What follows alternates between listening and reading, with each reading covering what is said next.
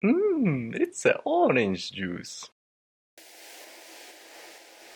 Supercell hooked me up with the developer pad, so today I'll be able to show you the new balance tweaks and how it'll change your gameplay in the upcoming update.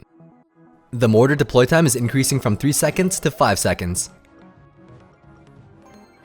With the new balance, this means you'll have a larger window of opportunity to aggro the mortar. Another change to the mortar is the 10% damage decrease. That's a total of over 100 damage it can inflict in its lifetime.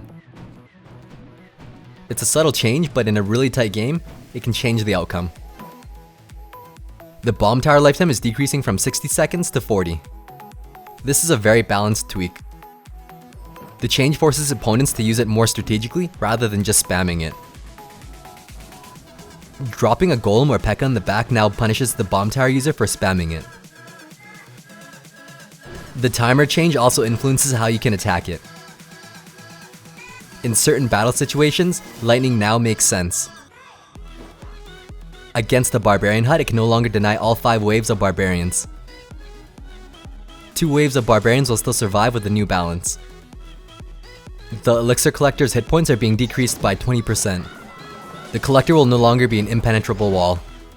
It now destroys a Collector in 4 strikes instead of 5. That's 1 additional strike the Hog will inflict onto the arena tower.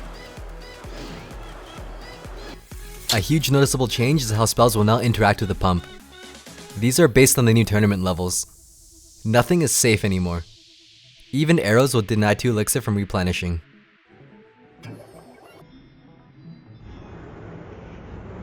Previously, a rocket 1 level below the elixir pump would deny 6 out of 7 elixir from replenishing.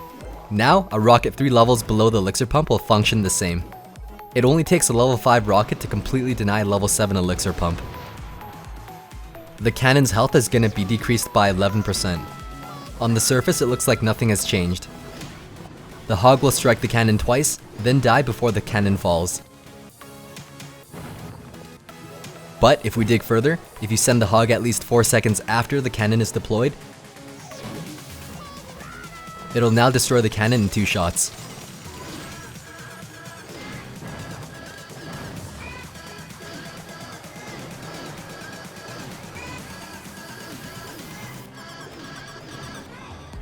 The Royal Giant is an unpopular card, so his range is going to be increased by 1 tile.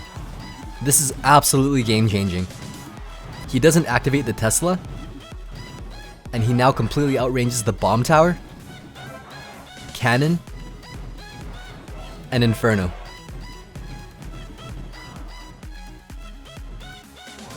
You can still counter him with an Inferno, but you're going to have precise timing.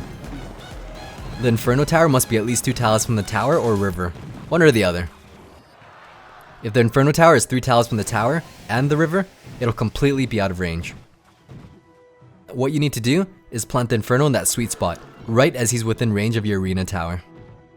This is an extremely precise technique that has almost no room for error.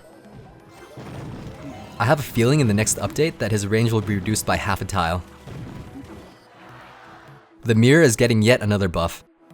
The rares and commons will now be 1 level higher. It's no coincidence that it aligns with the new tournament standards. It's not very enticing when you play a lower level card for the cost of 1 extra elixir. Now this card won't be a double disadvantage. A much needed balance is the fireball mechanic. For those of you that don't know, fireball functions somewhat like zap, but instead of stunning, it pushes back units.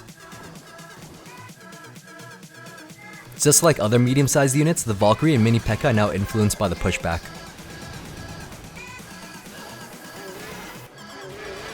Thanks for watching, make sure to follow us on Twitter for more quality OJ.